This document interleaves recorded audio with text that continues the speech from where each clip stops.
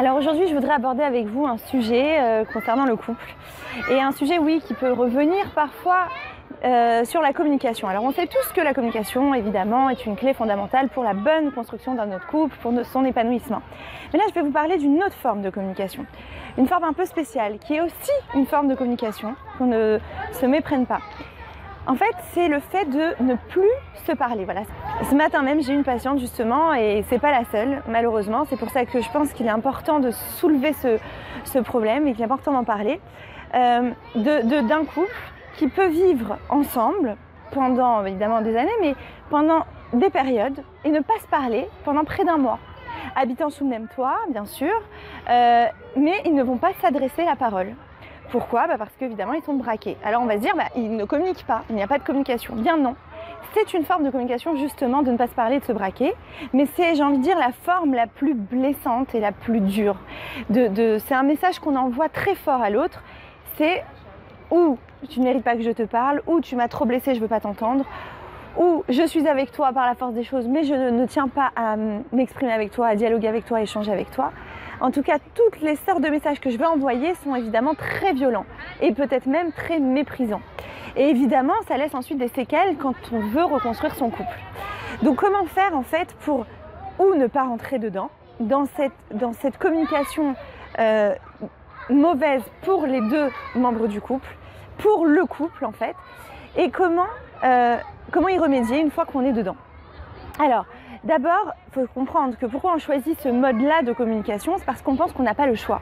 C'est parce qu'on a l'impression parfois qu'on a trop dit et que ça n'a servi à rien, que quoi qu'il arrive, ou qu'on en a dit mais finalement ça n'a pas donné le résultat escompté, qu'on a dit mais on s'est quand même peut-être senti humilié, incompris, et ça nous a mis encore plus dans un sentiment de frustration. Donc on choisit de couper le dialogue. Alors évidemment ça peut venir de milliers de paramètres. Maintenant, comment faire pour justement ne pas rentrer dedans? C'est déjà s'interdire cette forme-là de communication, s'interdire de couper le dialogue. À partir du moment où j'ai pris un engagement, à partir du moment où je me suis mariée, je sais que je suis là pour construire. Alors parfois c'est vrai, j'ai pas les outils, je ne sais pas comment m'y prendre, je me sens pas comprise ou je ne sais pas me faire comprendre. Même si on parle, on a l'impression que ça ne donne pas de résultats, c'est du vent et ainsi de suite. Peut-être, mais c'est toujours mieux que de mettre un froid. Parce que de mettre un froid, encore une fois, ça envoie un message beaucoup trop violent à l'autre et ça laisse des séquelles parfois irrattrapables. Donc comment faire pour remédier à cela? S'interdire de rentrer dans cette forme-là de communication, quoi qu'il arrive. Et même si je peux me dire, mais il comprend rien, ou elle comprend rien, ou il m'a humilié, elle m'a humilié, ainsi de suite. Bien entendu, c'est jamais agréable. Mais justement, il vaut mieux affronter que, entre guillemets, fuir. Alors c'est pas toujours une fuite, c'est aussi une protection tout simplement.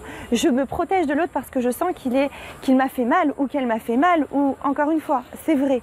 Mais le fait de couper le lien, en réalité, ne fait que nous éloigner et créer un fossé encore plus grand. Donc à ce moment-là, c'est vrai que c'est dur. Pourquoi ? Parce qu'on va devoir surmonter notre ego, notre fierté. Et on va devoir, oui, faire l'effort de parler, même quand on n'en a pas envie. C'est là justement la plus belle forme d'amour et surtout de volonté de construire.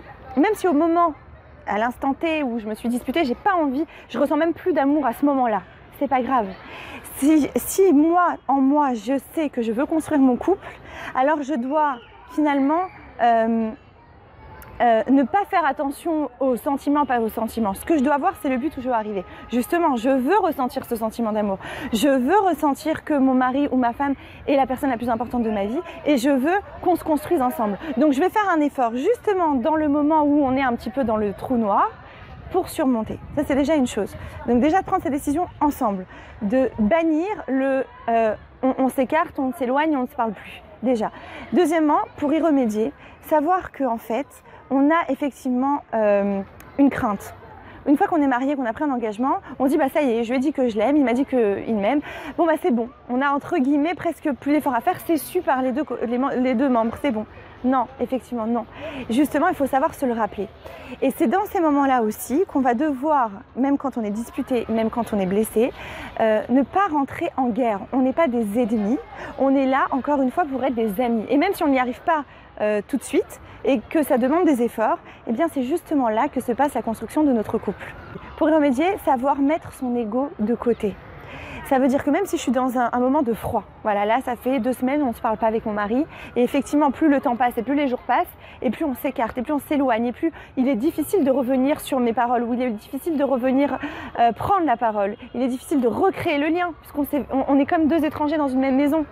Et bien à ce moment-là, prendre une décision, et se poser soi-même la question, qu'est-ce que je veux pour mon couple, qu'est-ce que je veux pour ma vie, même sans parler du couple, pour moi. Est-ce que c'est ce que je m'étais imaginé? J'imagine bien que non. Est-ce que, où je vais là comme ça, où je continue? En réalité là, c'est sûr, je vais droit au mur. Donc il vaut mieux faire machine arrière et se mettre à parler. Encore une fois. Alors, si c'est difficile de parler, peut-être même écrire une lettre où on laisse son cœur parler. Maintenant, le souci qui se pose souvent, c'est qu'on a peur de se sentir vulnérable aux yeux de l'autre. On a peur de baisser nos défenses, on se dit il va m'attaquer et ça va mal se passer parce que finalement je vais me sentir en danger. Donc réaction de défense normale, je me mets encore une fois la carapace. Or, dans le mariage, pour une relation épanouie, on va avoir besoin évidemment de faire tomber nos armures. Obligatoirement.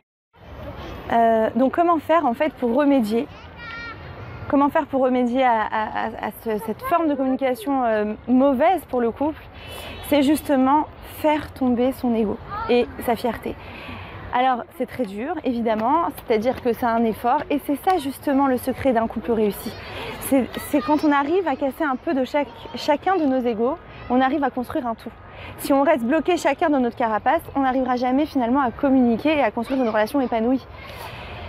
Donc arriver à s'échanger pour de vrai. Et en réalité, il va falloir qu'un des deux fasse l'effort, même si au départ c'est pas les deux. Comme on dit, ce qui sort du cœur rentre dans le cœur. Donc il faut qu'un des deux membres du couple prenne l'initiative de parler avec son cœur. Si elle n'arrive pas à le faire à l'oral, qu'elle le fasse à l'écrit. Ça aidera énormément. Mais déjà de faire tomber la hache de guerre, on va dire, eh bien ça peut rétablir le lien, recréer le lien et ne donner que du bon.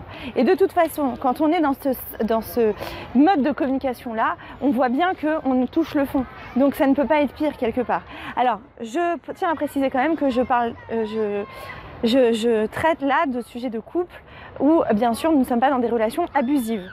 On est dans un couple où chacun des deux membres a des bonnes intentions en général l'un vis-à-vis de l'autre. Voilà. J'espère que ça vous aura un petit peu aidé, donné quelques astuces. Je vous remercie et vous dis à très bientôt.